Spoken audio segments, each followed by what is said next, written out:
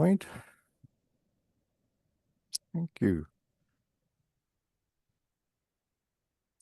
I love the title of the piece that we just heard. It's from Lisa Gerard, who lives in Australia.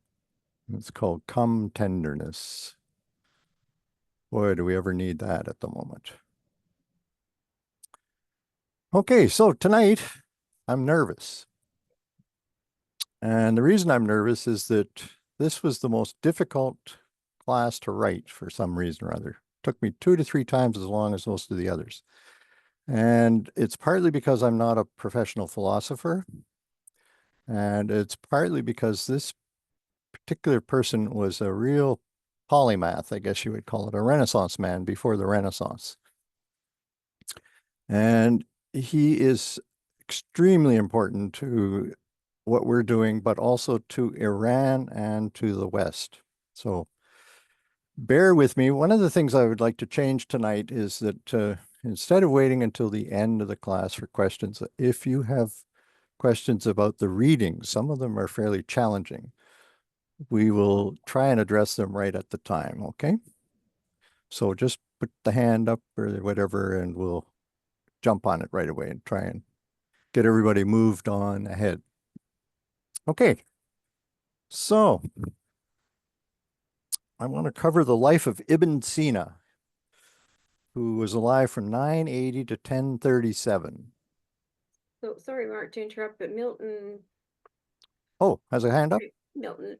Oh, so you do. Okay, Milton, go ahead. Why, I didn't even Oh, notice. okay. Yeah, I noticed on the first reading, we're talking about a symbol is a reflection, anyway, referring to a higher ontological status. And I had to look up ontological while the music was going because I'm not that familiar with all this stuff. And yeah, so it's something about studying being, but Yep. we talk about that just briefly so we know what this is.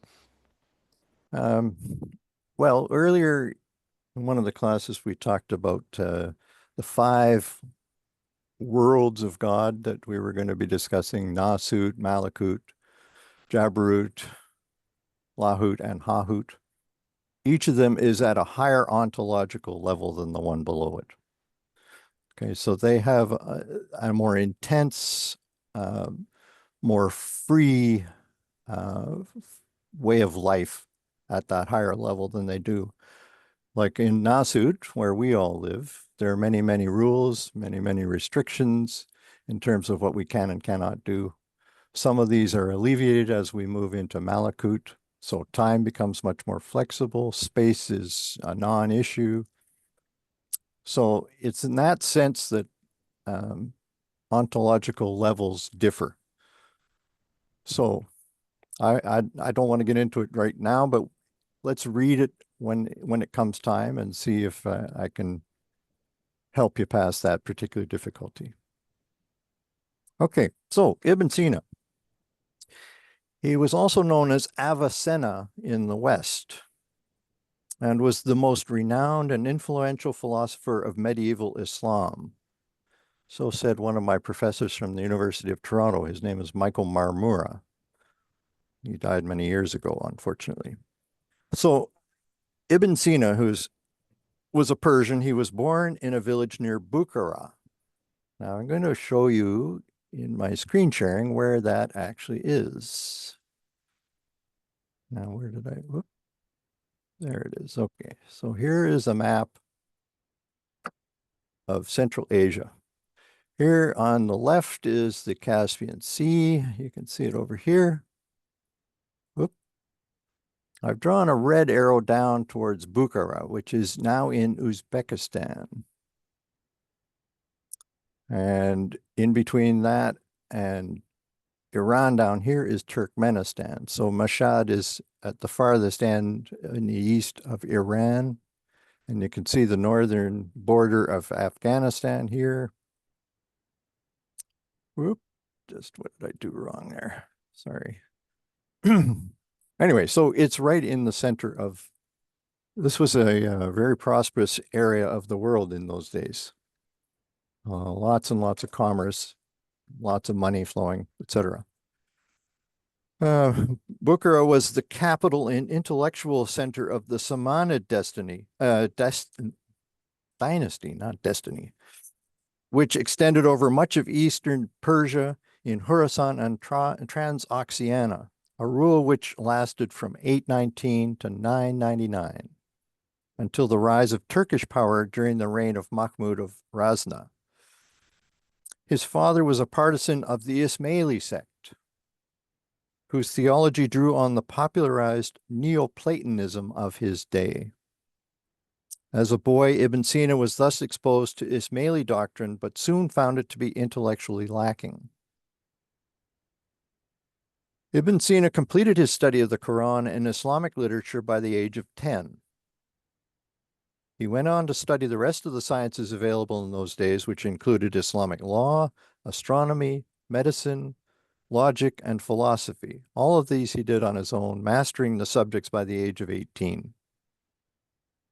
His great achievements in the various branches of learning seemed to be the result of a rare memory that enabled him to retain by heart, for example, both the Quran and Aristotle's metaphysics. He had an intense intellectual curiosity that helped him consider and solve difficult problems even in his sleep. Plus, he possessed an inner determination that generated extraordinary physical and intellectual energy. The number of works he wrote, which are estimated to be as many as 450, the quality of his work, and other involvements in medical practice, teaching, and politics all reveal an unusual level of competency. In the year 999, Samanid rule disintegrated with the onslaught of the Turkish Ghaznavid dynasty. Ibn Sina left Bukhara to roam the cities of Transoxiana and Iran, serving local warring princes. Between 1015 and 1022, he acted as both vizier and physician to the ruler of Hamadan. After the ruler's death, he was imprisoned, but was released 4 months later when Ala al-Dawla, the ruler of Isfahan, temporarily occupied the city. And it's believed that he wrote his 3 mystical recitals during this incarceration. And we're going to look at one of them in detail. So here is a map of central Iran to give you an idea where Hamadan is. It's in this little area right there. So here is Tehran in the middle of the diagram, Isfahan down below, and Tabriz way up in the far northwest, which is where the Bab was martyred. Soon after, disguised as a dervish, Ibn Sina left Hamadan for Isfahan, where he spent the rest of his life as a physician to Ala ad-Dawla. This was a relatively peaceful period of his life, during which he undertook astronomical investigations. A serious interruption occurred in 1030 when the Ghaznavids sacked Isfahan and some of Ibn Sina's works were pillaged and lost. He died in Hamadan 7 years later, 1037, while accompanying his patron on a campaign against that city.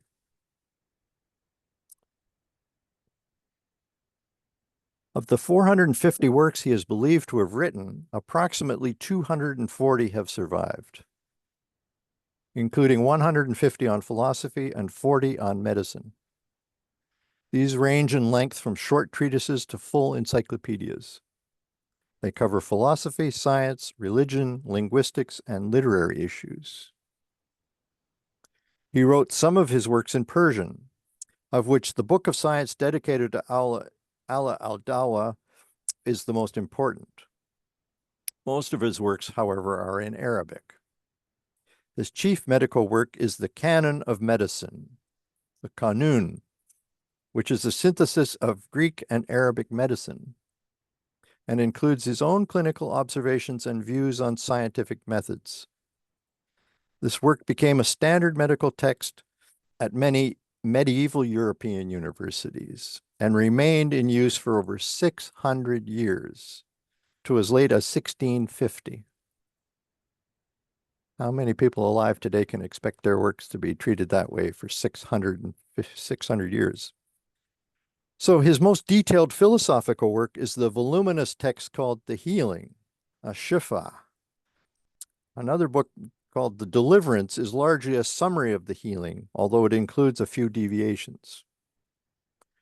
Another book, The Directives and Remarks, give the quintessence of Ibn Sina's philosophy, sometimes in an aphoristic style.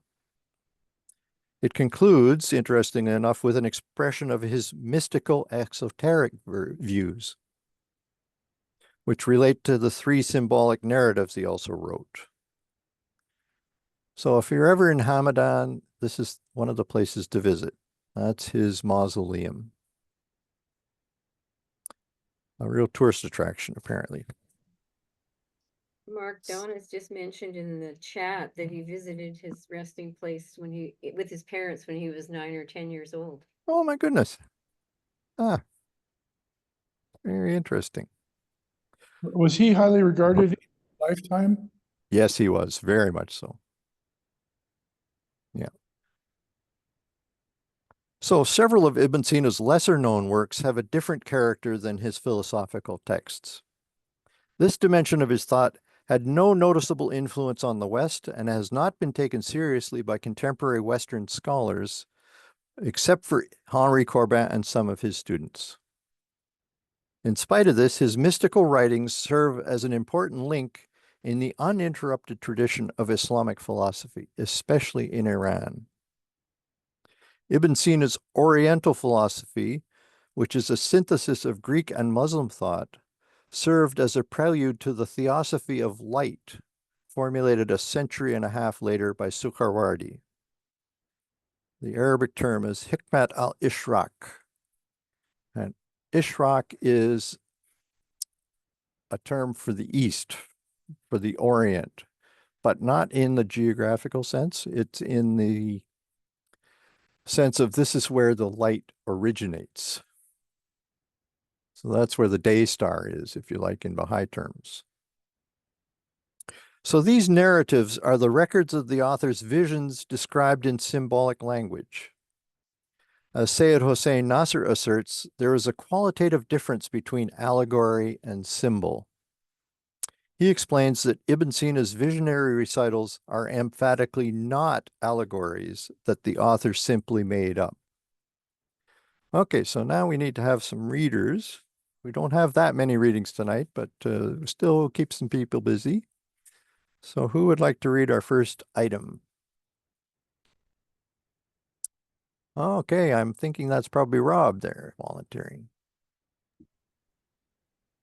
The nature of the symbol differs profoundly from that of an allegory. A symbol is the reflection in a lower order of existence of a reality belonging to a higher ontological status, a reflection which in essence is unified to that which is symbolized, while allegory is more or less artificial configuration by an individual having no universal existence of its own. Sayyid Hossein Nasr. Okay, so before we speak more about ontological, let me just unpack that a little bit.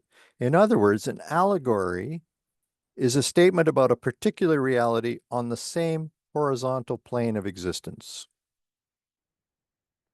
By contrast, a symbol is making a statement about a reality on a different vertical plane altogether.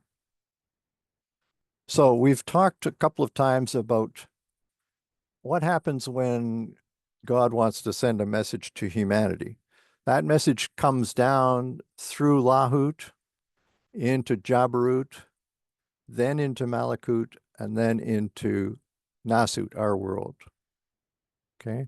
And what's happening is that it's becoming oriented to the way its audience is going to be understanding it. Okay. So it takes on clothes, forms of expression that people in the 21st century will appreciate, whereas those in the 10th century would just have no idea what you're talking about. Okay. So now maybe we should turn back to Milton and ask about ontological and what we need to clarify there. No, I think it was clarified. You did pretty well earlier. It was just that ontological is not a word I use in everyday conversations, so the reminder was helpful. But think about the possibilities now. You can bring that into all your discussions. You know? Anyway. Okay.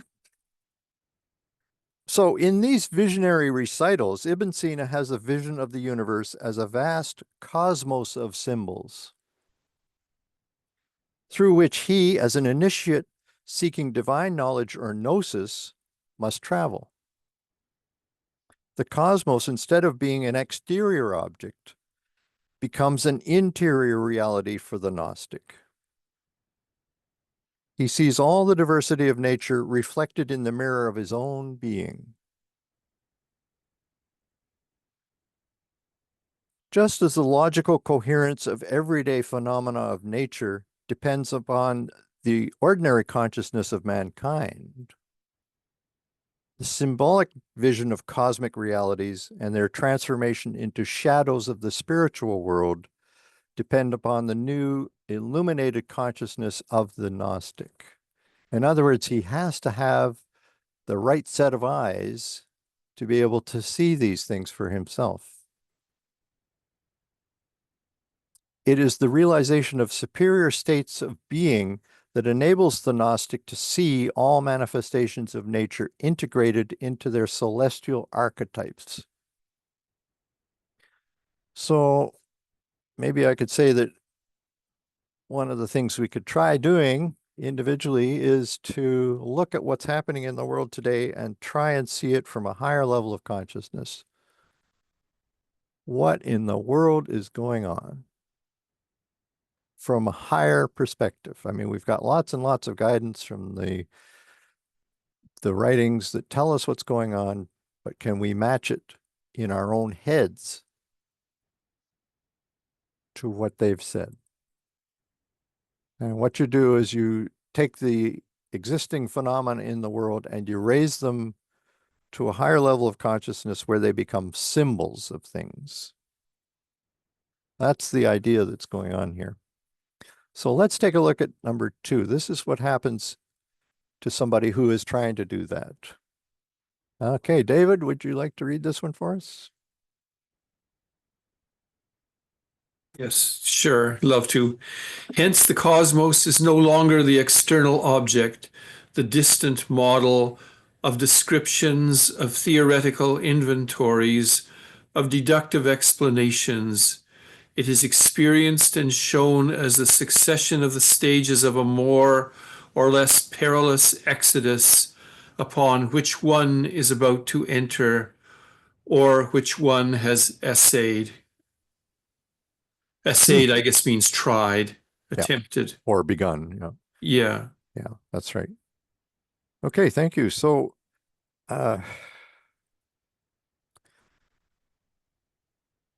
thanks to this transformation of the physical and astronomical elements of the universe that this Gnostic is able to do, the traveler on his journey towards further gnosis is able to realize the progressive interiorization of the cosmos within himself until he finally ascends above and beyond the cosmic crypt itself.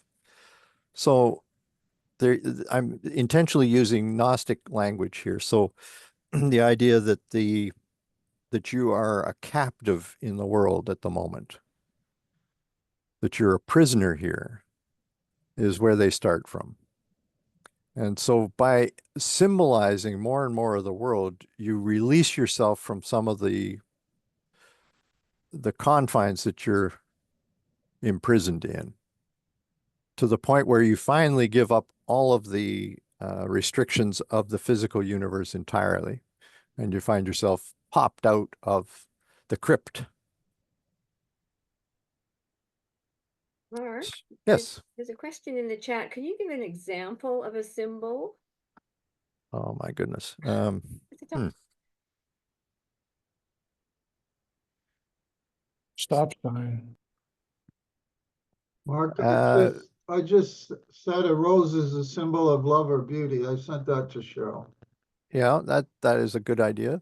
I mean, what we're going to start to see tonight is a whole series of symbols in the recital. Now, that's one of the underlying themes of the course. The first part of the course is to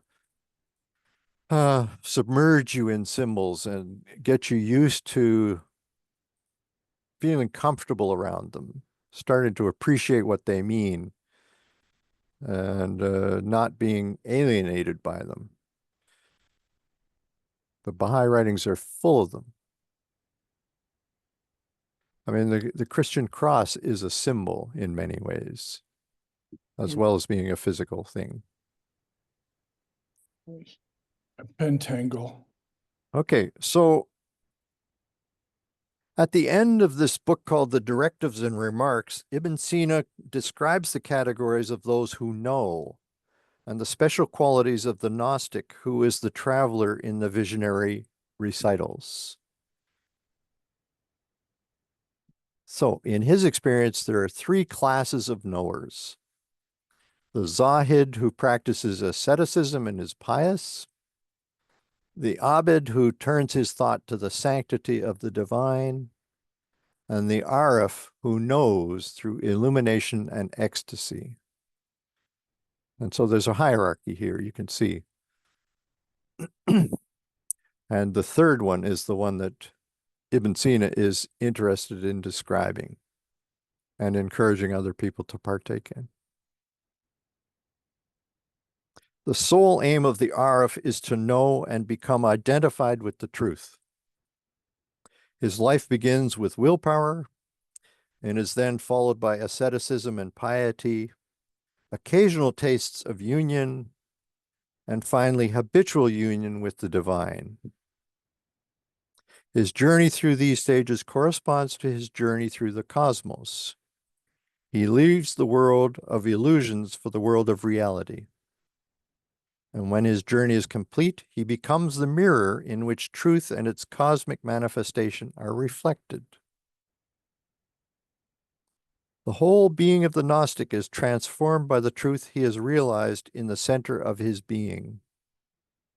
Not only is his soul illuminated by it, even his body becomes immune to illness because of the presence of the spiritual light within his heart. By virtue of this same inner illumination, he is able to gain knowledge from superior worlds, like Malakut and Jabarut, including knowledge of future events which ordinary people cannot access. He is able to see things not in their usual opacity, but in their essence as intelligible and transparent symbols of the spiritual world. And this constitutes the theme of our course, opening the inner eye.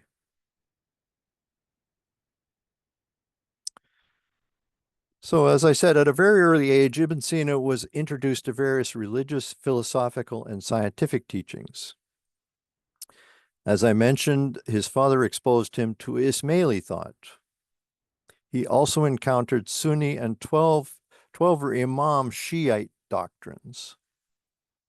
Now, I don't know whether people are familiar with the differences between those things or not.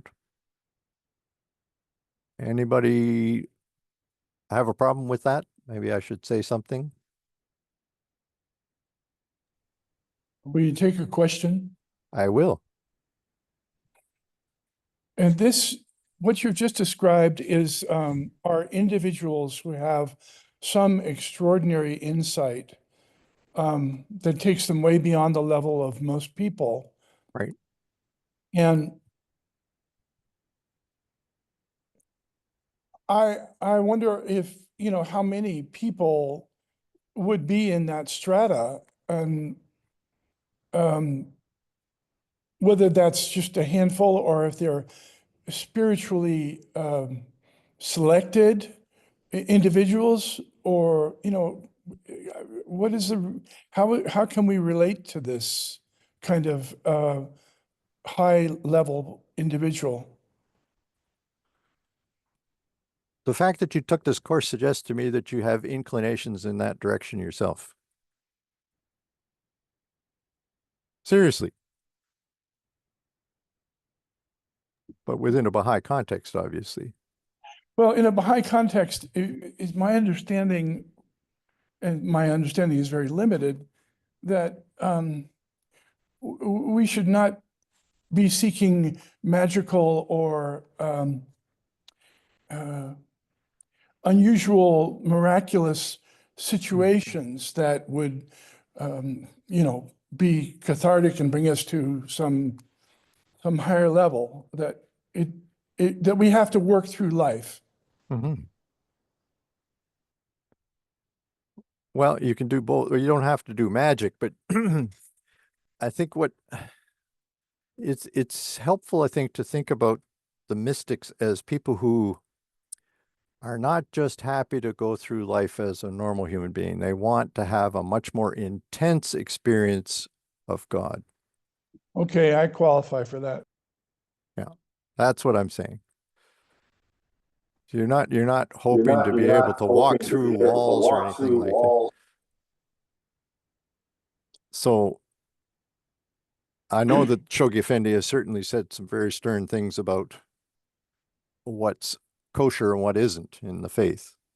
So I'm not advocating that we all dabble in the esoteric sciences that were so prevalent in Iran, for instance, for centuries. That's not what I'm advocating. But I just want to know, are people relatively comfortable with the idea of the difference between the Sunnis and the Shiites? Some are nodding, some are not. Okay, Wouldn't a short reminder be a good idea? I guess so. Give us the cold. So when Muhammad was lying on his deathbed, the people surrounding him were trying to figure out who's going to lead us after he dies. And so there was a bit of a power struggle, and eventually what happened was that the Bedouin decided that they would use Bedouin rules and choose the oldest guy in the group. So Abu Bakr became the leader, but he wasn't a spiritual leader. He was a temporal leader, if you like. But at that time, just before Muhammad died, there had been several occasions where he had enunciated his preference for his son-in-law, Ali, to be the one who would lead the community. And he was to have spiritual power as well as temporal power. But he was a relatively young man at that point, so he was bypassed. And so when Abu Bakr died, a second person was chosen who was also an old fella. And then a third one. So these were, it took, I don't know how many years it was, 15 years or so, before finally the fourth one became Ali. So the people who had supported Ali all along were called the partisans of Ali, and they are the Shia. And historically, they have been roughly 10% of the population of Islam, the Sunnis by far dominating. And over the course of history, they eventually had dynasties in Egypt and also in Iran. So one of the groups, well, I should say that Ali became the first imam in Shiism. He was followed by his son and then a second son who we will know as Hussein, who is very close to Baha'u'llah. And it continued on until the seventh one. The Ismailis decided that there was a difference of opinion as to who was to take over from that point on. This was something that was running in the family, just as it was intended, apparently, to happen with the guardian and his family. And so the Ismailis are the people who made a decision to step off that track at the seventh. But the 12ers continue on and then had 5 subsequent ones. So there's a difference in terms of the Ismailis and the Shiites, the 12ers, as they're called, in terms of doctrines, et cetera, et cetera.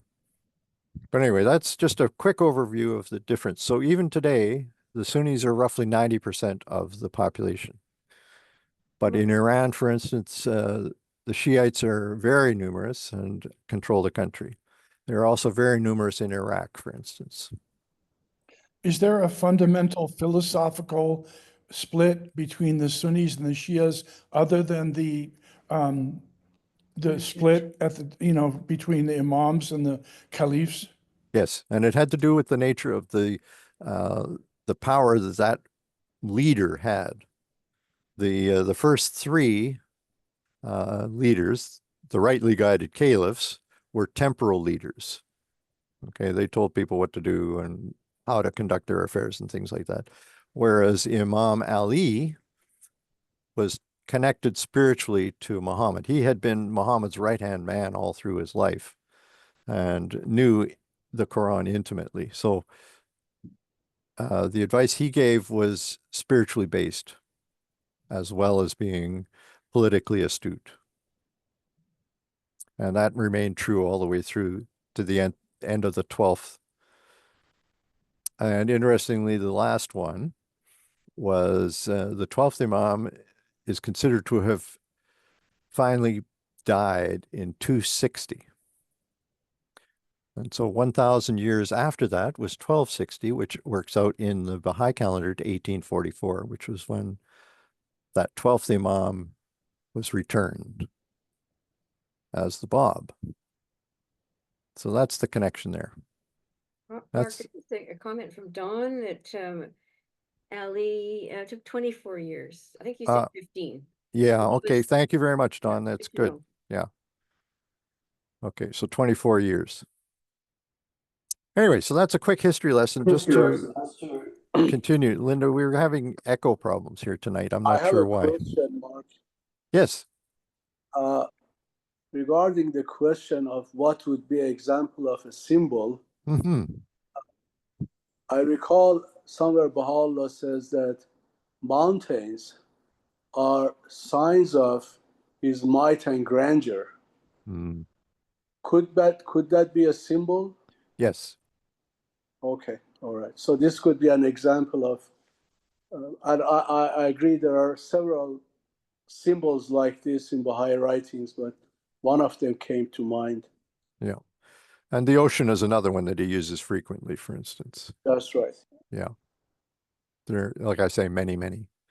But once you start to think in those terms, you take the physical reality and then you look at how he describes it as a symbol, then you're starting to get an idea of the kind of transformation you have to make about the things that are going on in the world around you that you want to symbolize. It's a tough thing to do, but I think it's possible. Anyway, sorry, I got off the track here. Let me continue on. So Ibn Sina exercised his independence of thought very quickly, however. First, he dispensed with his teachers, continuing his education on his own as a teenager. Second, he did not adhere to any of the doctrines to which he was exposed. Rather, he drew on various sources, selecting only what he considered convincing. Therefore, we can see in his system traces of Plato, Aristotle, Neoplatonism, Galen, Al-Farabi, and other Greek and Islamic ideas. His system is unique, however, and cannot be said to follow any of these other schools.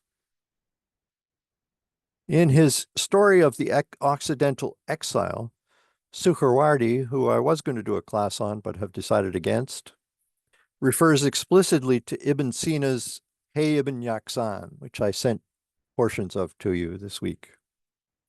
There he considers the latter's work to be the culmination of what Ibn Sina had set out to accomplish, without actually reaching his ultimate goal.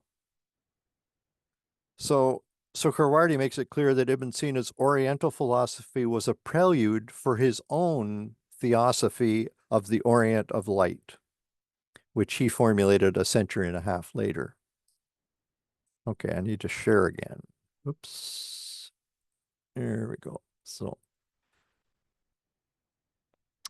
now let's go to number 3. And I see that Elizabeth is waiting with bated breath to read number 3. Oh, you're muted though. Okay, you can hear me now? Yes, I can.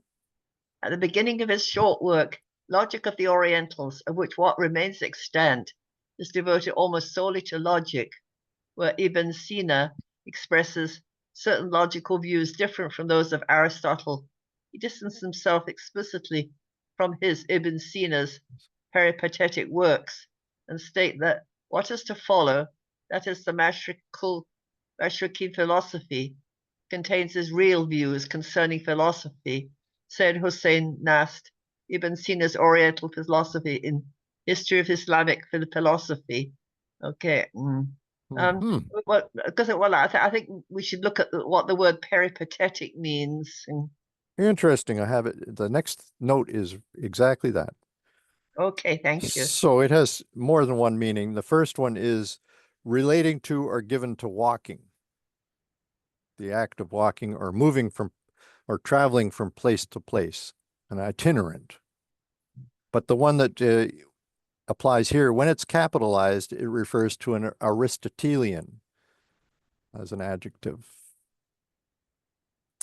His book, Logic of the Orientals, was apparently the first part of his Book of Oriental Wisdom, in which he expounded his doctrines concerning the science of the elite.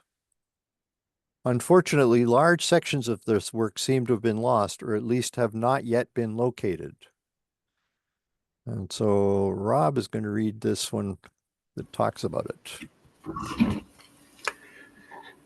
We must therefore seek to reconstruct his Oriental philosophy from his non-Aristotelian works, remembering not only that Ibn Sina wrote the Summa of Peripatetic philosophy in Islam, the Kitaba al-Shifa, the Book of Healing, but that he also composed the last chapters of the Isharat dealing with the exposition and defense of Sufism and Gnosis.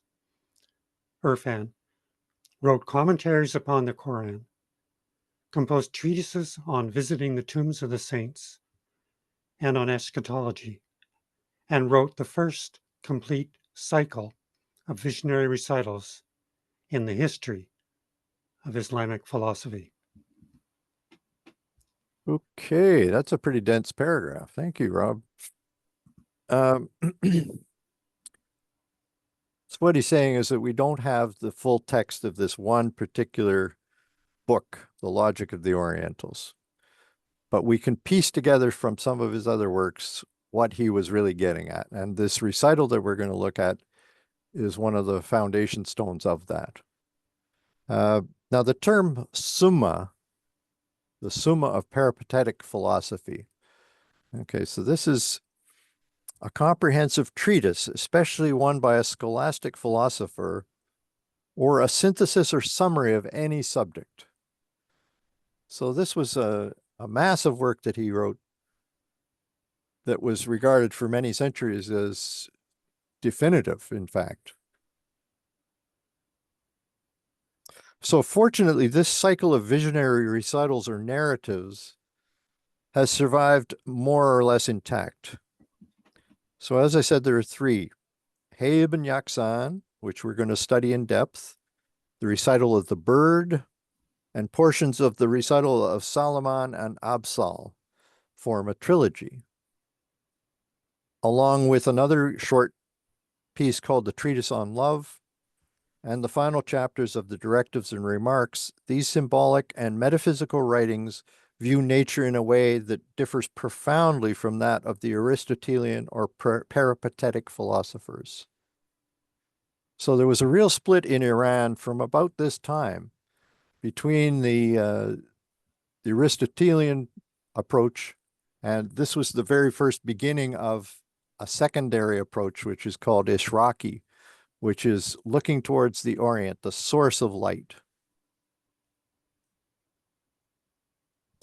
Mark, Yes. I just realized with raised hands, we don't know whether those are readers or whether those folks have questions. So maybe you should just inquire. That's a very good question. Okay, if you have a question, please let me know. Durham, you look like you maybe have a question or a comment. No, just a reader. Okay, fair enough. What about you, Milton? Which category do you fit into? Reader. Okay, great. How about Bill Or Sherry. or Sherry? Yeah, of course.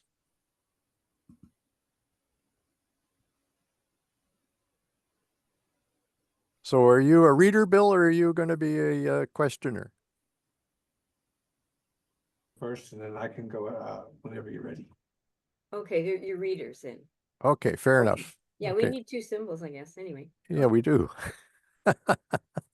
Okay. So I want to just take a brief look at something called Neoplatonism.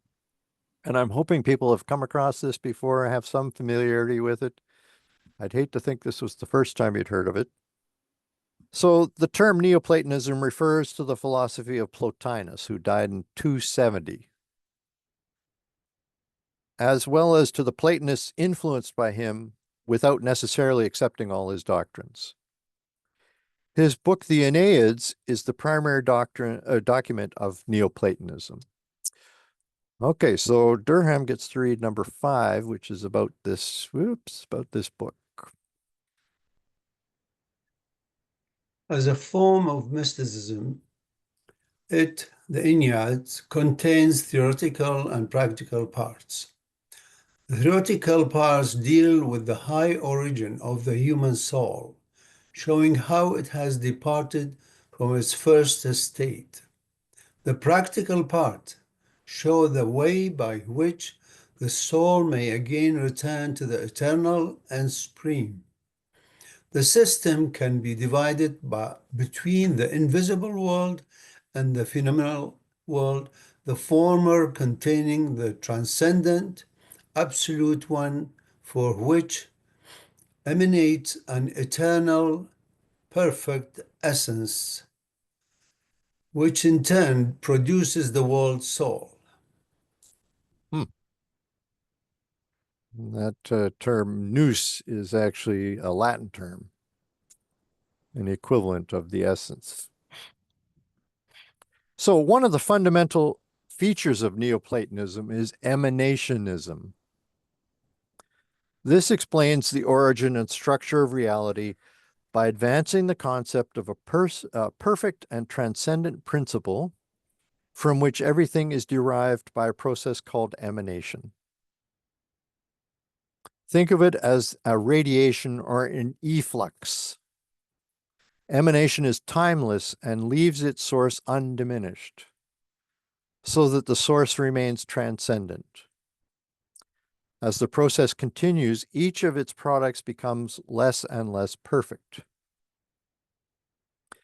Emanationism plays an important role in several philosophic and religious doctrines, including the Baha'i faith.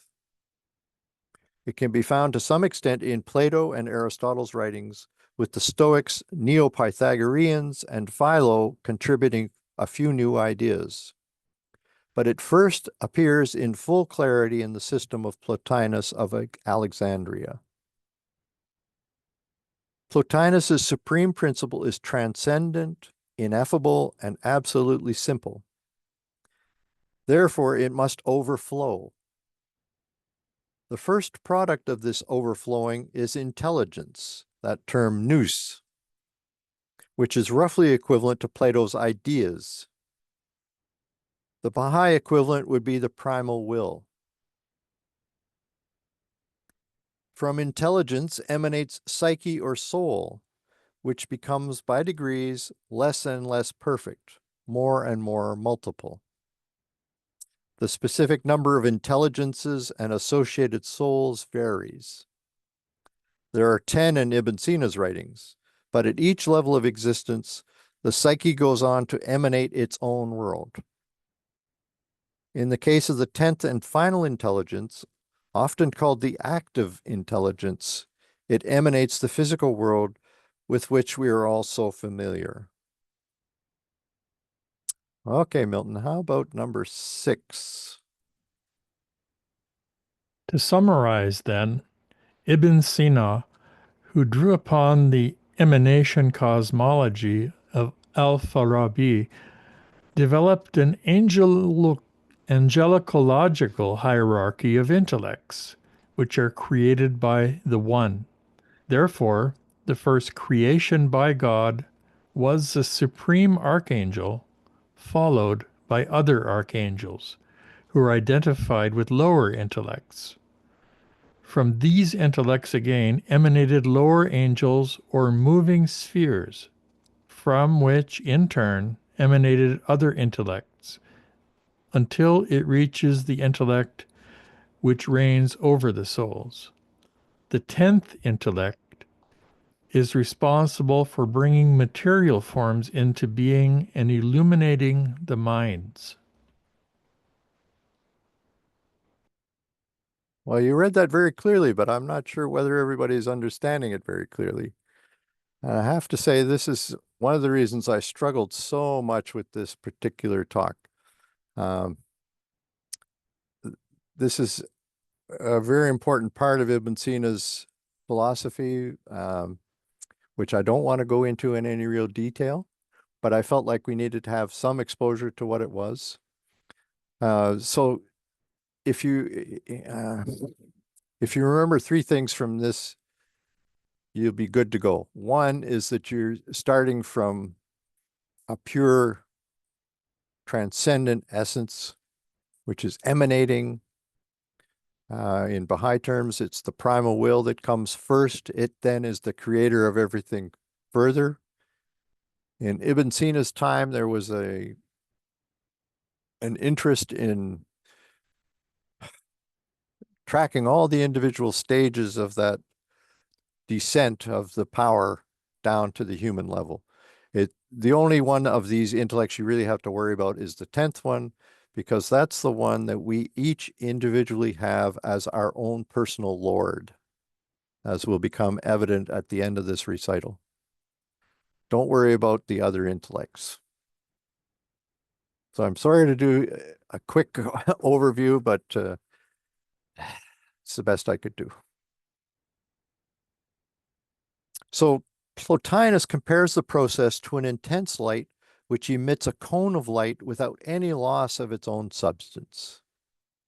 As the cone of light expands in volume, it grows dimmer, finally passing into complete darkness, on which the light produces images as on a screen. So that's in the philosophical side of him. But there's also something you could call religious emanationism. In religion, emanationism appears in many Gnostic systems, most obviously in something called the Pistis Sophia, which means faith and wisdom. That's a Gnostic text discovered in 1773, which may have been written between the 3rd and 4th centuries after Christ, and in some of the writings of Valentinus, who died in 180 AD. He was the best known and most successful early Christian Gnostic theologian. Unlike Plotinus's system, which resulted in abstract principles with the intellects, for instance, Gnosticism produces a host of mythological characters. So, for instance, in Valentinus's writings, the first products of emanation are 30 eons, as he calls them, which perform in a cosmic drama. In some forms of Gnosticism, some of the acts of will which produce emanations are seen as the result of error or shortcomings. The physical world is created by one of the products of emanation, the demiurge. He's identified with Moses' creator and the divine craftsman in Plato. Since the demiurge is evil in himself, his creation, the world, is an evil place in which man finds himself trapped. Gnosis shows the elect ones a way to salvation. So all of this is quite different from Plotinus's thinking. As Plotinus understood it, the emanational efflux is balanced by a reflux, a return to the source, fortunately. And Lisa is going to read that number 7 for us. I have a question, Mark. Yes. Yes. In reading number 6, the last sentence, it says that the 10th intellect. Yes. Are these 10 levels of intellect the same as 10 different realms, like we had Nasut and Lahut and so forth, 5 realms of existence. How is this correlated to different realms of existence, or there is no correlation? I've never seen a correlation directly, to tell you the truth.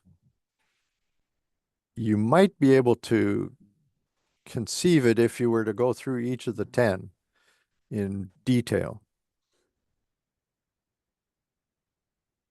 I would think they're roughly the same in terms of the descent from the utterly transcendent to the physical. But they've carved up the universe in a different kind of way. Okay. All right, Lisa, number 7. Okay. For man, the enactment of this reflux remains the most important task, and every man is, by nature, capable of performing it.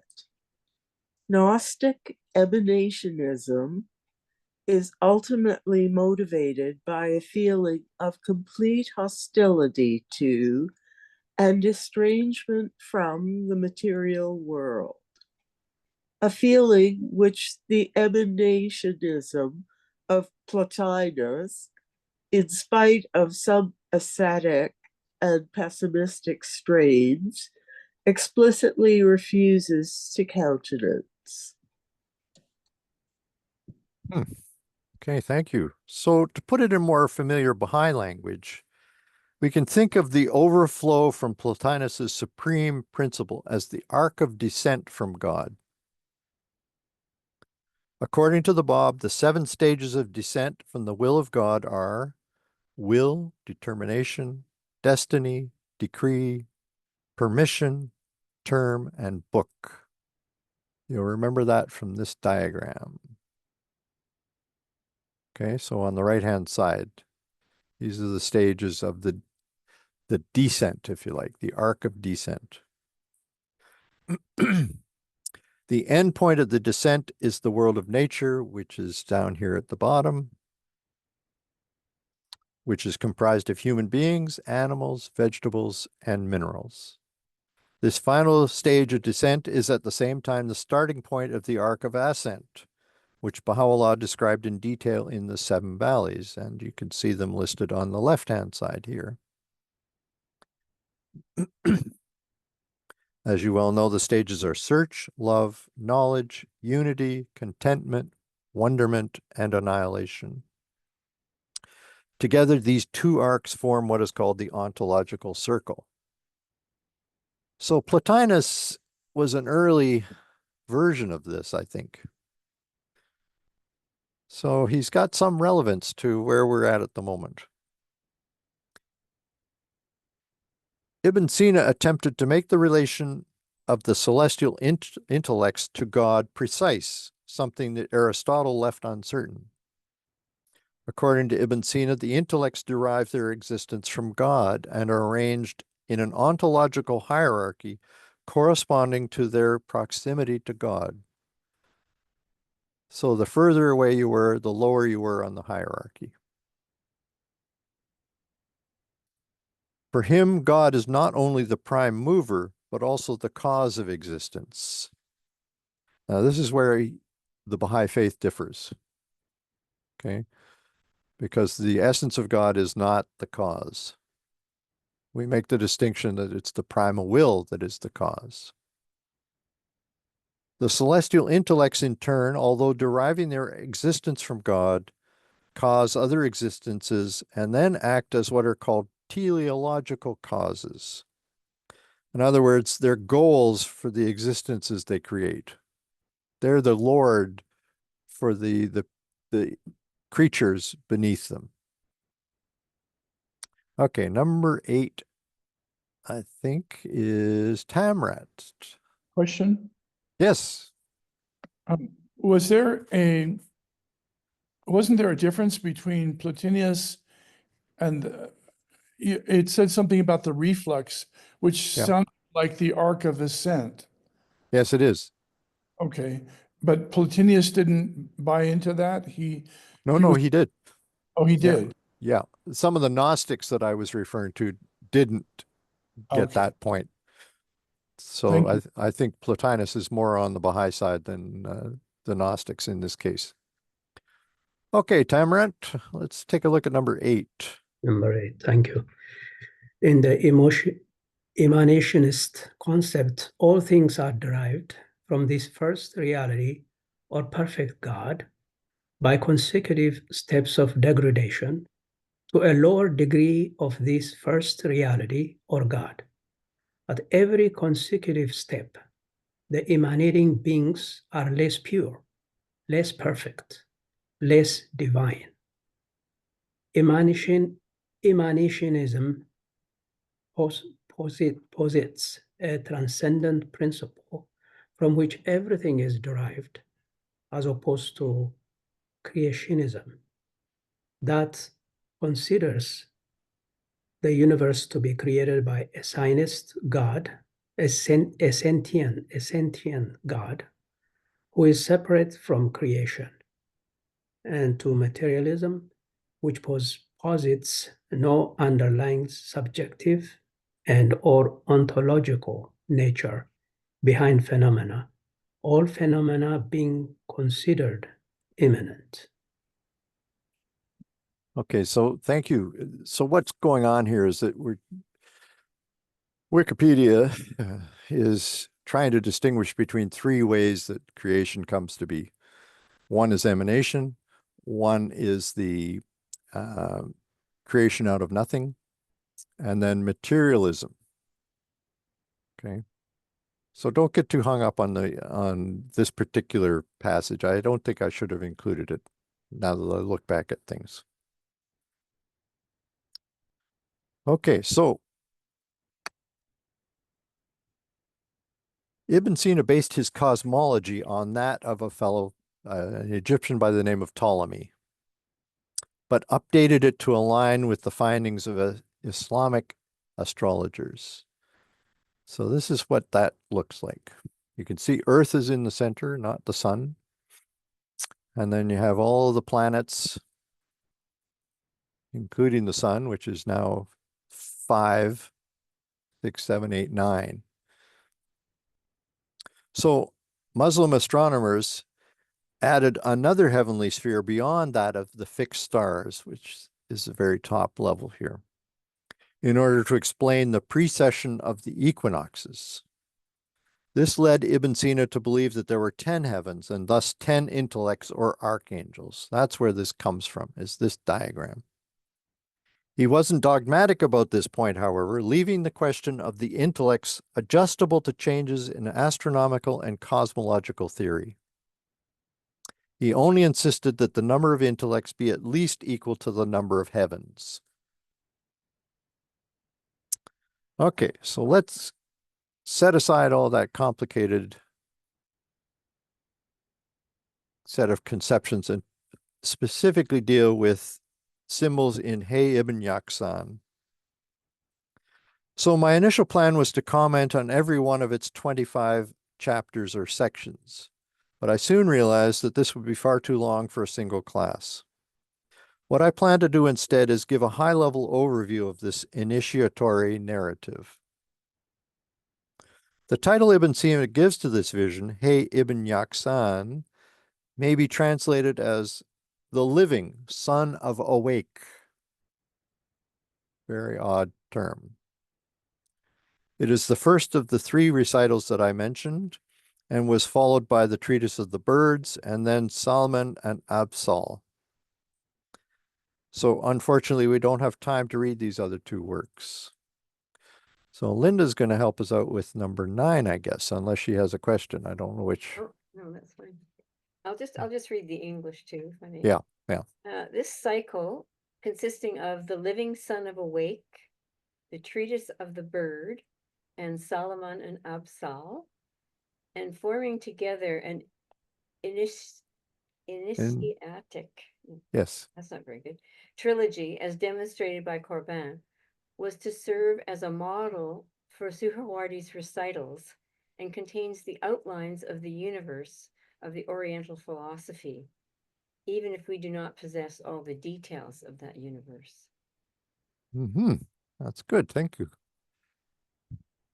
So I originally typed out the full 8-page text, but decided that the lengthy descriptions Ibn Sina includes of the various worlds found in what he calls the Occident were too repetitious and raised too many unimportant, distracting questions, so that it would be better to leave them out. So if any of you wish to have the full text, you can send me an email and I will share it with you.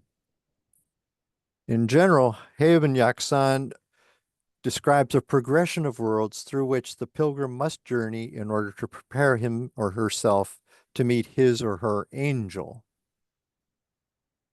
As we will see in the last chapter of this recital, it is the angel who then invites the pilgrim to accompany him on the next stages of the journey, heading in the direction of the Orient and the king.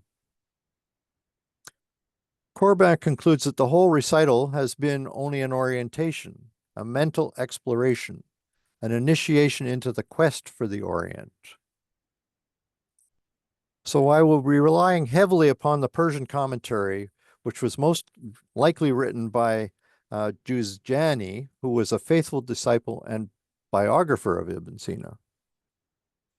He, in fact, was the person who prevailed upon his master to write a commentary on the writings of Aristotle. Now, so let's see, did I not?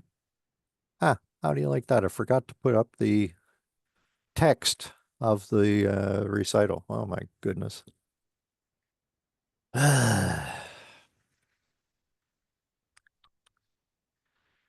Well, I'm just going to continue on. I'm hoping that some of you actually printed that out to have with you for this evening. I sent it to you on Sunday. So in his book Avicenna and the Visionary Recital, Henri Corbin identifies a series of 7 episodes within the recital of Hayy ibn Yaqzan. The first is the prologue, which there are 4 chapters which have 4 purposes. It describes the preliminary conditions for the vision, the appearance of the sage, the revelation of the sage's name and person, and the joy engendered by the visionary experiences themselves. Oh, this is shit. Sorry, I have to stop sharing and pull up that document. It's going to be pointless without it. Yeah. Just hang on. Mm-hmm. So this reference to the treatise on the bird is nothing to do with Attar's Conference of the Birds. Actually, it's an early precursor of it.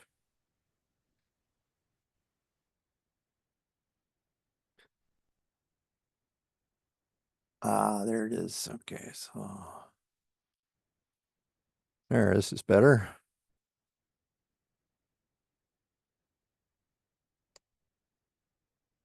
Sorry about that. I've got the document now.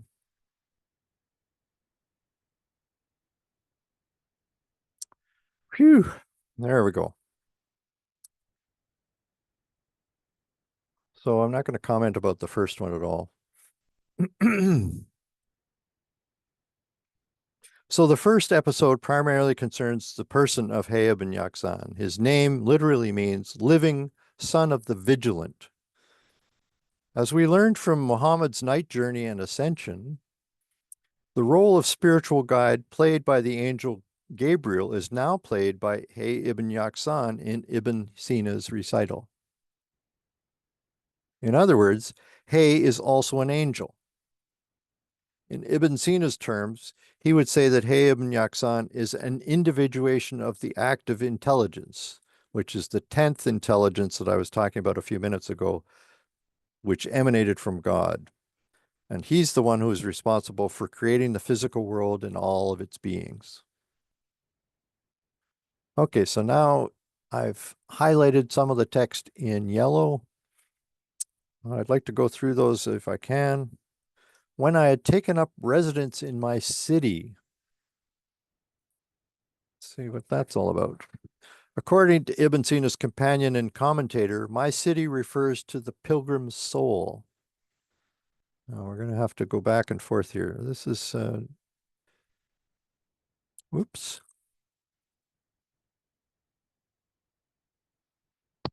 What happened here? Sorry, I seem to have misplaced something.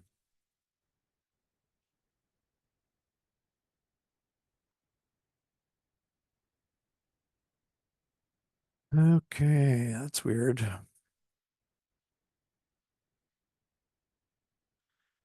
Okay, so I need just 3 readers left.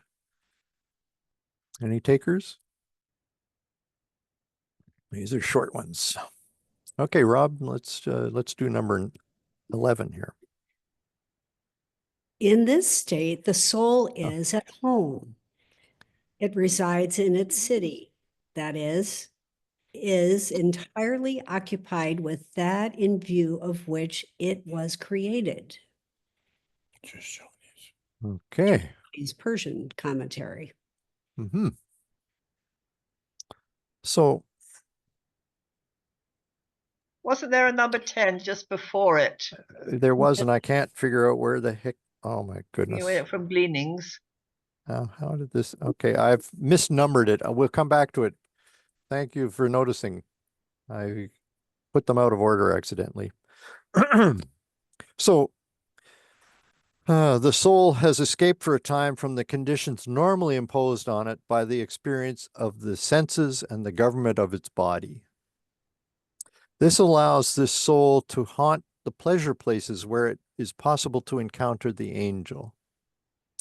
This situation is a result of a rupture with the plane of the normal condition, in which the soul is definitely not at home. So now we go back to the recital, and we're going to look at a chance to go out with my companions. There are actually 3 companions. They're the irascible function, the concupiscible function, and the imaginative function, according to Ibn Sina's psychology. We'll go into some detail about them in chapters 7 and 8. They are born with every human being and will remain with them as long as they are occupied with governing the physical body. They each serve a useful purpose. We tend to think of them as negative, but they actually have positive effects on us. The concupiscible faculty is the desiring or yearning urge, and it's necessary in order that this body shall continue to live and shall seek what is suitable to it. The irascible faculty, the angry one, is necessary to ward off what is unsuitable to it.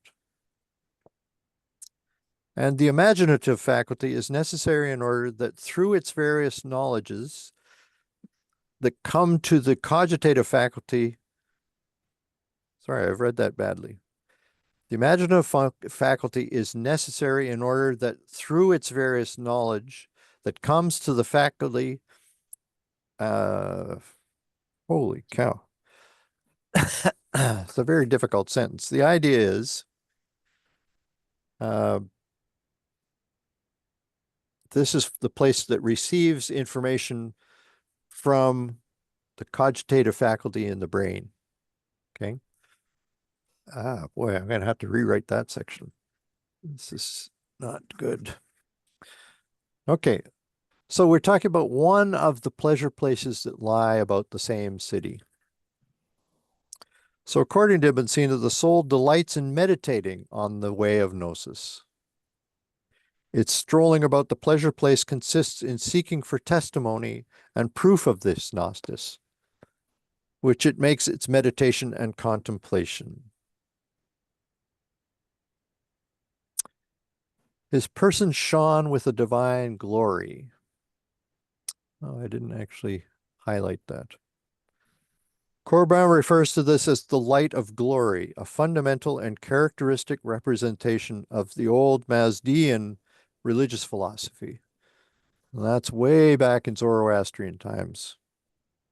For Baha'is, the word glory will forever be associated with Baha'u'llah, the glory of God. Now, tasted of years and then freshness proper to young men. Ibn Sina describes Hayy as having tasted of years, but also as possessing the freshness proper to young men. The angel thus combines the typical features of youth, such as novelty, enthusiasm, and vividness, with the gravity of old men. As such, the sage symbolizes the totality of the human being, both its pre-existence and its future existence. As an aside, you will no doubt recall that one of the most common ways Baha'u'llah referred to himself was as this youth. And Hangame is going to read this. This is the number that was out of order. Here it is, number 10. This indeed is his revelation, which hath been manifested unto you in the person of this youth. Baha'u'llah, gleanings from the writings of Baha'u'llah. Thank you very much. So let's go back here. Okay, so Hayy can also be understood as a symbol of the second birth. When a person is born a second time, but this time of the spirit. Carl Jung called such a person an eternal youth, puer eternus. The eternal youth is a symbol of the totality of a being. The perfection already consummated by age, coexisting with the eternal not yet of eternal youth. Jung understood the eternal youth to be one of the archetypes in the unconscious. He believed that it was a vivid example of what he called the unity of opposites. Notice that this is not an identity of opposites. The unity formed by the opposites does not require them to be identical.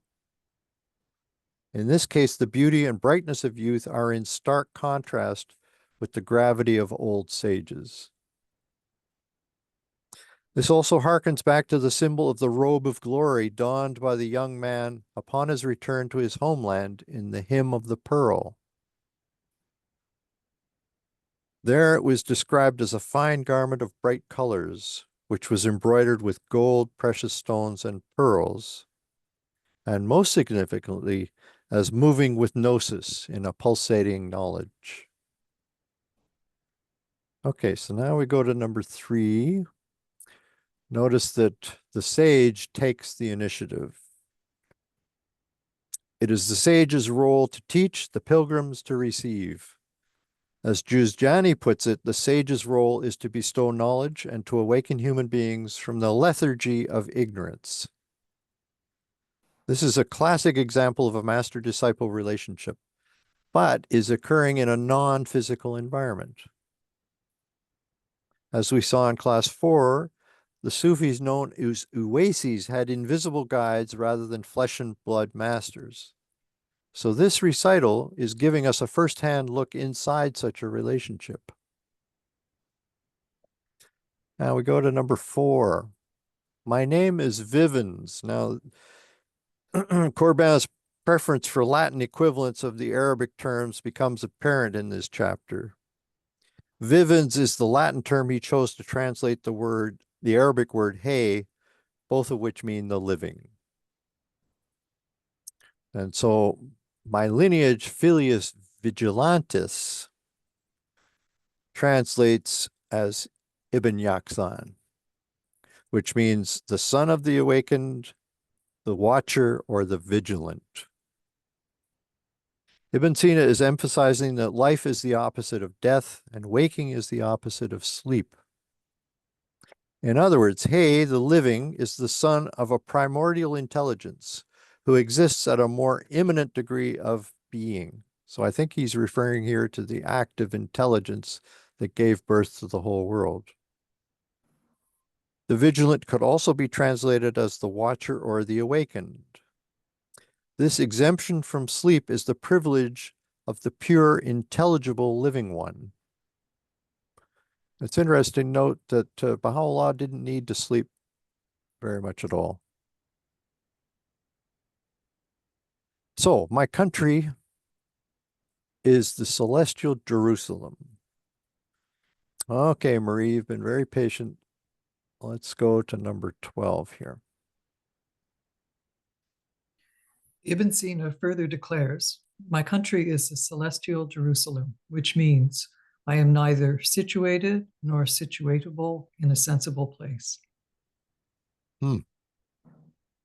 So we're talking about a non-physical place.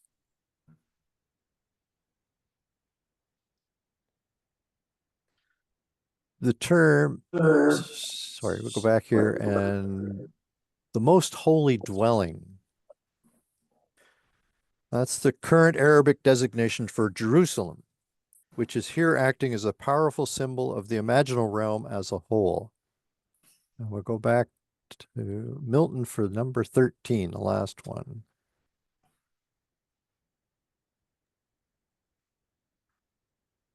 It here refers to the archangelic pleroma whose sacral substance subsists inviolate and pure from all infusion in matter, from all incarnation. It is then the pure Orient, into which Hayy ibn Yaqzan will initiate his disciple, and which contrasts with the Occident, which is the material world, and which is often figured symbolically as Egypt. Okay. We're almost done, folks. Let's go back to the last couple of things here. My profession is to be forever journeying. Through his incessant motion, Hayy's father has ensured that he has acquired all science and every kind of knowledge. My face is turned toward my father. Aware of his subordinate position in the hierarchy of angelic intelligences, Hayy looks up to his father, Vigilans, the Watcher. So we're going to continue our study of the remaining episodes in this recital next week. So I have to apologize for taking so long to get through this material tonight. That's a little unusual. Usually I try to finish at 8:30. But we did have questions in the middle, so that's my excuse.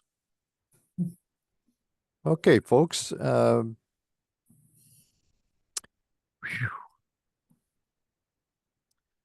are we doing? We've got, I imagine we have some comments in the chat, do we, or questions that we haven't answered? There's a question here from Jamshid. Is there any relation to Joseph here? Not directly. I don't see one, but could you explain that more, Jamshid, as to No, what I you're... just saw maybe there is. I didn't pay attention much to see how well it matches, but I saw those keywords. So you had a quotation from Baha'u'llah where you mentioned youth with capital Y, and then there was Yes. some other keywords in the Hayy ibn Yaqzan, beautiful youth. So I don't know. Just some. I saw some of the keywords, so that's why that came to my mind. That's all. Okay. Of course, at the end you have Egypt. I saw. So I don't know. That's true. Yeah. Yeah, I think it would be a bit of a stretch. There probably is some connection, but I can't think of it at the moment. Any other questions or comments? I mean, one of the problems I have with this format, doing it online, is that it's very difficult for me to gauge how my talks are going over. So if you have any kind of comments about this, if you don't want to say them now, maybe you can send me an email about them. I would be very curious to know. Now, I know we're at the end of our time, but maybe we'll go a few minutes late, if you don't mind. Mark, If you there's need a to, if you comment need to go, then go ahead and just drop off. But sorry, Linda, what did you say? comment in the chat from Dawn. Reading Okay. 12 is a good answer to the people of Uzbekistan who blame Persians. Maybe I'll let Dawn explain the question or the comment. Sorry, Dawn. People of Uzbekistan blame Persians who have a claim that Avicenna was from Persia. So reading number 12 Yeah. answer to that he himself did not claim, he said he is from the celestial Jerusalem. Mm-hmm. He was more into the higher realm of existence rather than the Nasut. That's true, but he also was born in Bukhara, and so that has changed in geography terms. It used to be part of Persia, but now it is Uzbekistan. So both can claim him if you like. Of course, yeah. That's a good point, though. Okay, Tamrat, what are you thinking about? One question that came to my mind regarding, having these different elevations and hierarchical description that you put forth today. Would that mean maybe, is it like a change of dimensions? Like, for example, we go from one, from Nasut, Lahut, all those various 5 stages. Yeah.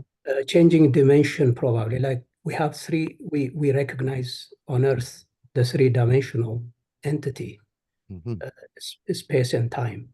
Whereas when you put time to it, the 4th dimension will make that thing completely invisible. So something like that, would that be something that we can explain to see what are these spiritual hierarchies? The way they are described, it's really it's a deep thought, but just to put it in our limited mind to kind of understand those symbolism. I think there's some merit in what you're saying. It's not a bad starting place. I don't think I'd want to get too hung up on it, but because scientists will tell you how many different dimensions there are in the world right now that we're not aware of. If you're a mathematician, you see 8 or 10 or whatever, and then the number keeps going up. So, but I think if you're comparing Nasut and Malakut, for instance, one of the things that's fairly clear from the readings I've done is that in Malakut, time has taken on much different qualities than it does here. Here, it's very restrictive. It's very linear. You cannot seem to go backwards in any real sense. Whereas in Malakut, a lot of those rules are just thrown out. So I'm not enough of a scientist, though, to really be able to pursue that line of thinking. But maybe you should take a look at it. Okay. Milton, what are you thinking? Yeah, I'm actually on the last reading there, the first sentence, the archangelic pleroma, which is the fullness, I guess, but then whose sacral substance subsist inviolate. Now, the sacrum is the base of the spine. I think this is, it should have been sacred. Oh, okay. All right. That makes That's a big difference. It's an adjective for sacred. Yeah, not the sacrum. Yeah. Okay. All right. Okay, Alan. There's in the tablet of the True Seeker, there's reference to a city, the city of certitude. When the channel of the human soul is cleansed of all worldly and impeding attachments, it will unfailingly perceive the breath of the beloved across immeasurable distances, and will, led by its perfume, attain and enter the city of certitude, wherein he will discern the wonders of his ancient wisdom, capital H, and will perceive all the hidden teachings from the rustling leaves of the tree that flourisheth in that city. With both his inner and outer ear, he will hear from its dust the hymns of glory and praise ascending unto the Lord of Lords. And with his inner eye will he discover the mysteries of return and revival. So I don't know if this is related to earlier works. If a Sufi mystic read this from Baha'u'llah, would this resonate with them in terms of their understanding of the various realms of the reality? I would hope it would, although you might want to read it without saying who wrote it, first of all, before the anti-Baha'i prejudice kicks in. But yes, as you're speaking, it really reminds me of the whole nature of the ontological return that we were talking about earlier, but in a much more beautiful language. Yeah. I would think that a highly evolved Sufi would be able to see that right away.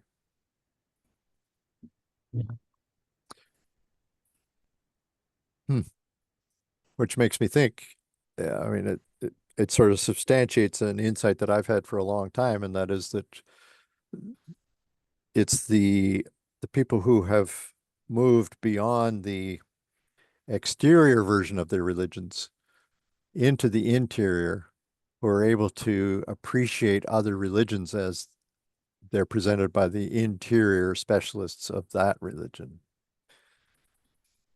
There's a closeness there that isn't so visible to the exterior religions.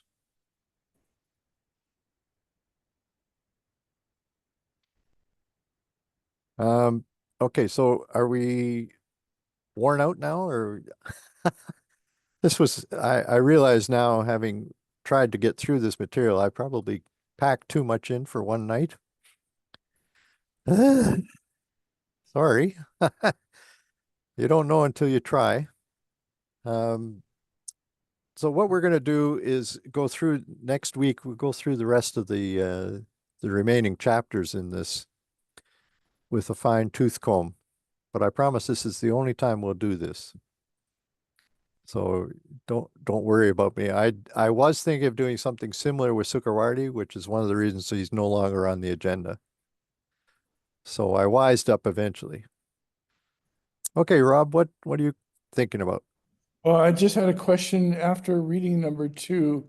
I can't remember which one it was, but you read something and I was wondering what the source was. After number 2? Yes. Was I talking about the stages of Gnostic development? No, that was about the cosmos and Okay, sorry, here it is. I'll read you the sentence that I read right after number 2. Thanks to the transformation of the physical and astronomical elements of the universe, the traveler on his journey towards Gnosis is able to realize the progressive interiorization of the cosmos within himself until he finally ascends above and beyond the cosmic crypt itself. And that's sort of a high-level overview of Gnosticism that I wrote in my own words. Oh, that was your own words? Yes, it was. Oh, how very wonderful. Very good. Okay. Well, if it made sense, I'm happy. Well, folks, I think I'm sensing that it's time to wrap things up, unless anybody has any further comments or questions. Okay. All right. Good night, everybody. Good night. We'll see you in a week.